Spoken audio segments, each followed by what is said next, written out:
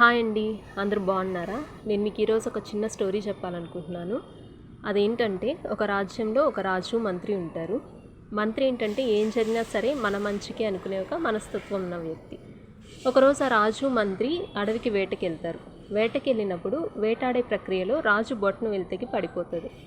అప్పుడు రాజు బాధపడుతూ ఉంటే ఆ మంత్రి వచ్చి, బాధపడకండి రాజా, ఏం జరిగినా సరే మన మంచికే అంటాడు. అప్పుడు ఆ మంత్రి రాజుకి చాలా కోపం వస్తుంది. అదేంటి, నా వేలు తెగిపోయి నేను ఏడుస్తుంటే ఈ మంత్రి వచ్చి ఏం జరిగినా మన మంచికే అంటాడని చెప్పి కోపంతో ఆ మంత్రిని చెరసాల్లో వేయిస్తాడు. కొన్ని రోజుల తర్వాత మళ్ళీ యథాప్రకారం రాజు అడవికి వేటకెళ్తారు. వేటకెళ్ళినప్పుడు అక్కడ అడవి జాతి ప్రజలకు రాజు దొరికిపోతారు. ఆ అడవి జాతి ప్రజలు ఈ రాజుని వాళ్ళ దేవతకు బలివ్వాలి అనుకుంటారు.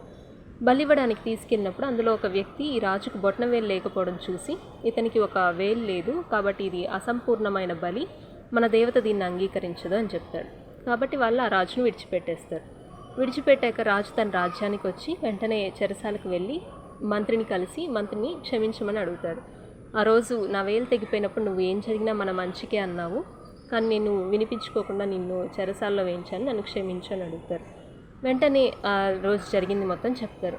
ఆ మంత్రి, లేదు రాజా, మీరు నాకు మంచే చేశారు, ఆ రోజు మీరు నన్ను చెరసాల్లో వేయించుండకపోతే నేను మీతో పాటు ఈరోజు వేటకు వచ్చేవాడిని, మీకు వేలు లేదు అని అసంపూర్ణమైన బలి అని మిమ్మల్ని విడిచిపెట్టేశారు, కానీ నన్ను పట్టుకొని నన్ను బలి చేసేవాళ్ళు, ఎందుకంటే నాకు అన్ని అవయవాలు బాగానే ఉన్నాయి కాబట్టి మీరు నన్ను ఆ రోజు చెరసాల వేయించి నాకు మంచే చేశారు అని చెప్తారు.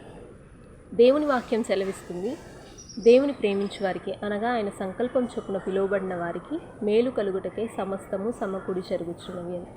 ఈరోజు మన జీవితంలో ఏదైనా శ్రమ గుండా కష్టం గుండా మనం వెళ్తూ ఉండొచ్చు, కానీ మనకేం అర్థం కాకుండా ఉండొచ్చు అసలు ఎందుకు ఇదంతా జరుగుతుంది, దేవుడు ఎందుకు ఇవన్నీ అనుమతించాడని. కానీ ఖచ్చితంగా ఒకరోజు దేవుడు వీటన్నిటికీ సమాధానం చెప్తాడు.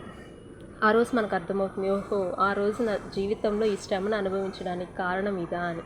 కాబట్టి ఎప్పుడూ కూడా ఏదైనా శ్రమ గుండా వెళ్తున్నట్లయితే దుఃఖపడకండి, కృంగిపోకండి, దేవుని మీద ఆధారపడండి. ఈరోజు ఏదైతే కీడు మీ జీవితంలో ఉందో అది దేవుడు ఖచ్చితంగా మీకు మేలుకే మారుస్తాడు.